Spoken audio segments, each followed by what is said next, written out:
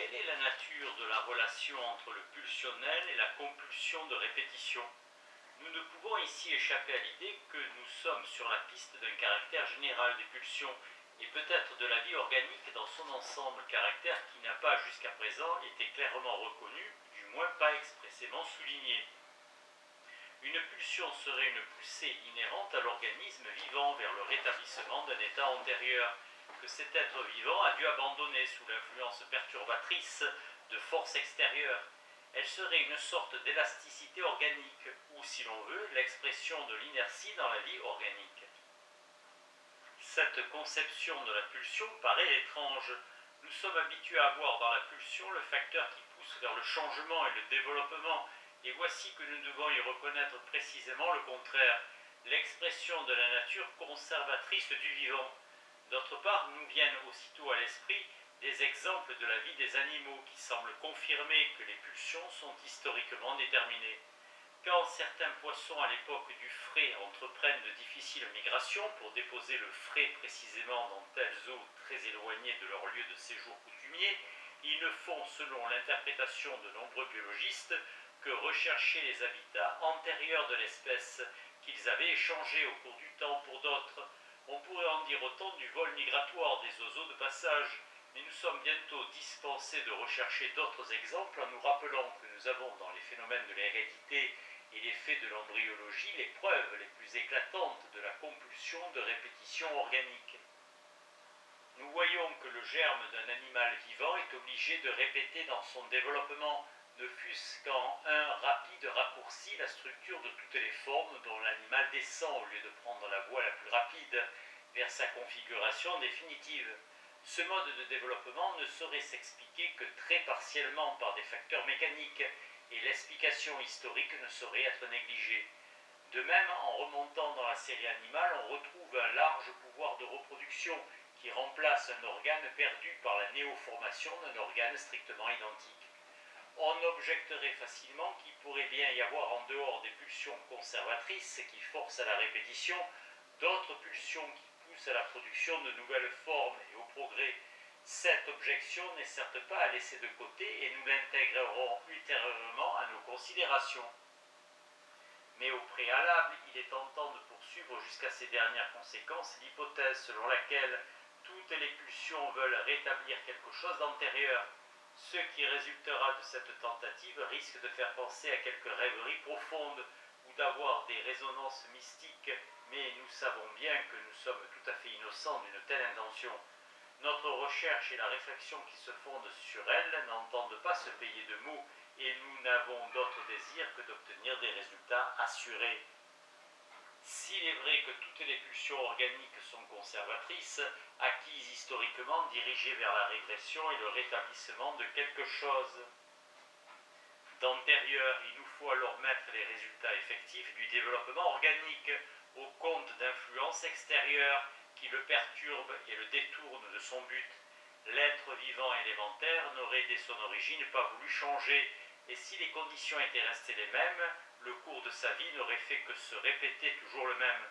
Mais ce qui laisse en dernière analyse sa marque sur le développement des organismes devrait être l'histoire du développement de la Terre et de sa relation au Soleil.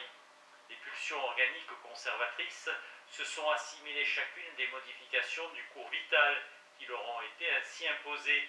Elles les ont conservées pour les répéter de sorte qu'elles nous donnent nécessairement l'impression fallacieuse de forces qui tendent vers le changement et le progrès, alors qu'elles ne font que chercher à atteindre un but ancien par des voies à la fois anciennes et nouvelles. On pourrait même indiquer quel est ce but final vers quoi tend tout ce qui est organique. Si le but de la vie était un état qui n'a pas encore été atteint auparavant, il y aurait là une contradiction avec la nature conservatrice des pulsions. Ce but doit bien plutôt être un état ancien, un état initial que le vivant a jadis abandonné et auquel il tend à revenir par tous les détours du développement. S'il nous est permis d'admettre comme un fait d'expérience ne souffrant pas d'exception que tout être vivant meurt, fait retour à l'anorganique pour des raisons internes, alors nous ne pouvons que dire le but de toute vie est la mort, et en remontant en arrière, le non-vivant était là avant le vivant. Il advint un jour que les propriétés de la vie furent suscitées dans la matière inanimée par l'action d'une force qu'on ne peut encore absolument pas se représenter. Il s'agissait peut-être d'un processus préfigurant celui qui plus tard a fait apparaître la conscience dans une certaine couche de la matière vivante. La tension survenue dans la substance jusque-là inanimée cherche alors à se réduire. Ainsi était donnée la première pulsion, celle du retour à l'inanimé. La substance vivante avait encore en ce temps la mort facile.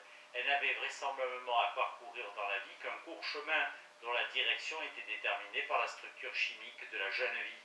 Pendant toute une longue période, il se peut que la substance vivante ait été ainsi recréée sans cesse et soit morte facilement jusqu'au jour où des influences externes déterminantes se transformèrent, obligeant la substance qui survivait encore à dévier toujours davantage de son cours vital originaire et à faire des détours toujours plus compliqués pour atteindre son but, la mort.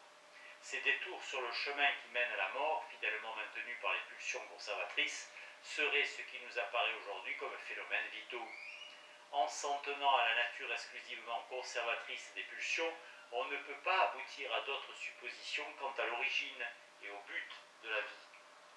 Non moins étranges que ces déductions apparaissent celles qui concernent les grands groupes de pulsions que nous posons derrière les phénomènes vitaux des organismes. La conception de pulsions d'autoconservation que nous attribuons à tout être vivant s'oppose singulièrement au postulat selon lequel l'ensemble de la vie pulsionnelle sert à amener la mort. Sous cet éclairage, l'importance théorique des pulsions d'autoconservation, de puissance et de valorisation de soi se rétrécit. Ce sont des pulsions partielles destinées à assurer à l'organisme sa propre voie vers la mort et à éloigner parmi les possibilités de retour à l'âme organique celles qui ne sont pas immanentes. Quant à cette tendance de l'organisme à s'affirmer en bravant le monde entier, cette tendance mystérieuse et qui ne peut être mise en relation avec rien, nous n'avons plus qu'en faire. Il reste que l'organisme ne veut mourir qu'à sa manière. Ces gardiens de la vie ont eux-mêmes été à l'origine des suppôts de la mort, d'où ce paradoxe que l'organisme vivant se raidit de toute son énergie contre des influences, dangers qui pourraient l'aider à atteindre son but vital par une voie courte, par un court-circuit pour ainsi dire. Mais un tel comportement est précisément spécifique d'une tendance purement pulsionnelle, par opposition avec une tendance intelligente. Dans la suite, on corrige cette vue extrême sur les pulsions d'autoconservation. Mais reprenons-nous, il ne peut en être ainsi. Les pulsions sexuelles auxquelles la théorie des névroses assigne une place à part apparaissent sous une toute autre lumière. Tous les organismes ne sont pas soumis à la contrainte externe qui les pousserait à se développer toujours davantage. Beaucoup ont réussi à se maintenir jusqu'à nos jours à leur niveau inférieur. On trouve encore aujourd'hui beaucoup d'êtres vivants, à défaut de tous, qui doivent être semblables aux formes archaïques des plantes et des animaux supérieurs. Et de même, tous les organismes élémentaires qui forment le corps compliqué d'un être vivant supérieur ne parcourent pas avec lui toute l'évolution qui conduit à la mort naturelle. Quelques-uns d'entre eux, les cellules germinales, conservent vraisemblablement la structure originaire de la substance vivante et se détachent après un certain temps de l'ensemble de l'organisme, avec tout leur potentiel de disposition pulsionnaire héréditaire et nouvellement acquise. Peut-être est-ce précisément à ces deux propriétés qu'elles doivent leur existence indépendante. Placées dans des conditions favorables, elles commencent à se développer, c'est-à-dire à répéter le jeu auquel elles doivent leur apparition, avec ce résultat qu'une partie de leur substance accomplit à son tour le développement jusqu'à son terme, tandis qu'une autre partie, nouveau reste germinal, fait à nouveau retour au début du développement. C'est ainsi que ces cellules germinales travaillent en opposition au mouvement vers la mort de la substance vivante et réussissent à obtenir pour elles ce qui doit nous apparaître comme immortalité potentielle, même si cela ne signifie peut-être qu'un allongement du chemin qui conduit à la mort. Un fait nous paraît hautement significatif. La cellule germinale doit trouver des forces ou même la condition nécessaire pour s'acquitter de cette fonction dans sa fusion avec une autre cellule qui à la fois lui ressemble et en diffère. Les pulsions qui veillent sur le destin de ces organismes élémentaires survivants à l'individu, qui assurent leur sécurité tant qu'ils sont sans défense contre les excitations du monde extérieur, qui provoquent leur rencontre avec les autres cellules germinales. Ces pulsions forment le groupe des pulsions sexuelles.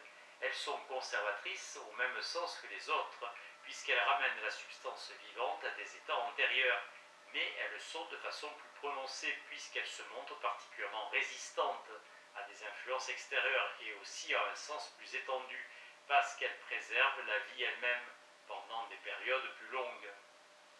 Ce sont les pulsions de vie à proprement parler. Elles s'opposent au but poursuivi par les autres pulsions qui, à travers la fonction, conduisent à la mort.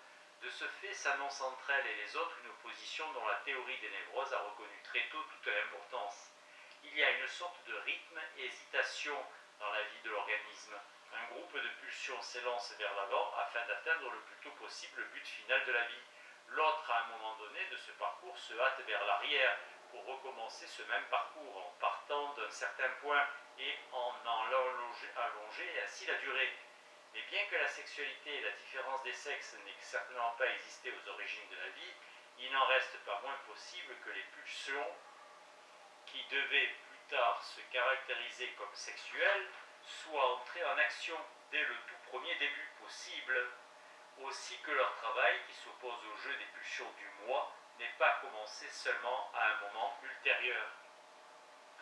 Eh bien, nous aussi faisons pour une première fois retour en arrière et demandons-nous si toutes ces spéculations ont un fondement quelconque.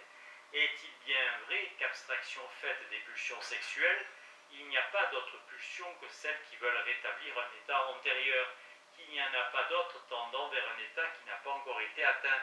Je ne connais dans le monde organique aucun exemple certain qui contredise la caractéristique que nous avons proposée pour les pulsions. Il est certainement impossible d'établir l'existence dans le monde animal et végétal d'une pulsion d'ensemble vers un développement plus élevé, même si dans les faits une telle direction du développement est indiscutable. Mais d'une part, déclarer qu'un stade de développement est supérieur à un autre ne relève souvent que de notre opinion, et d'autre part, la science du vivant nous montre qu'un développement plus élevé en un point très souvent se paye ou se compense en un autre par l'apparition de formes rétrogrades. Nous pouvons reconnaître aussi sur bon nombre de formes animales dans leur phase de jeunesse que leur développement a pris bientôt un caractère rétrograde.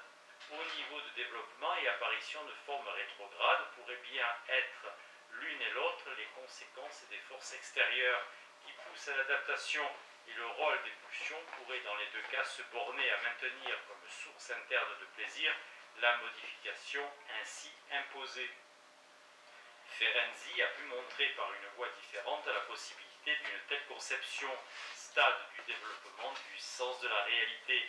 En poursuivant ces pensées de façon conséquente, on est amené à se familiariser avec l'idée qu'une tendance à la persévération, ou plutôt à la régression, domine la vie organique, tandis que la tendance à un développement progressif, à l'adaptation, ne s'anime que sous l'action d'excitation externe.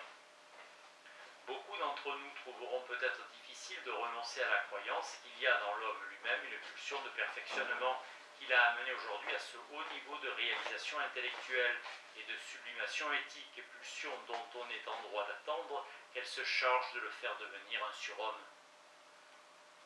Pourtant, je ne crois pas en l'existence d'une telle pulsion interne et je ne vois aucun moyen de ménager cette bienfaisante illusion. Le développement de l'homme jusqu'à présent ne me paraît pas exiger d'autres explications que celui des animaux, et si l'on observe chez une minorité d'individus humains une poussée inlassable à se perfectionner toujours plus, on peut la comprendre sans mal comme la conséquence du refoulement pulsionnel sur quoi est bâti ce qui a le plus de valeur dans la culture humaine.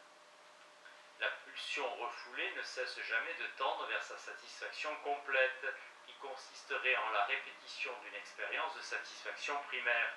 Toutes les formations substitutives et réactionnelles, toutes les sublimations ne suffisent pas à supprimer la tension pulsionnelle persistante. La différence entre le plaisir de satisfaction exigé et celui qui est obtenu est à l'origine de ce facteur qui nous pousse, ne nous permet jamais de nous en tenir à une situation établie, mais nous presse indomptés toujours en avant, selon les mots du poète de Méphisto dans Faust. La voie rétrograde qui conduit à la pleine satisfaction est en règle générale barrée par les résistances qui maintiennent les refoulements, de sorte qu'il ne reste plus d'autre solution que de progresser dans notre direction de développement, qui qui est encore libre, sans l'espoir d'ailleurs de pouvoir achever le processus et atteindre le but.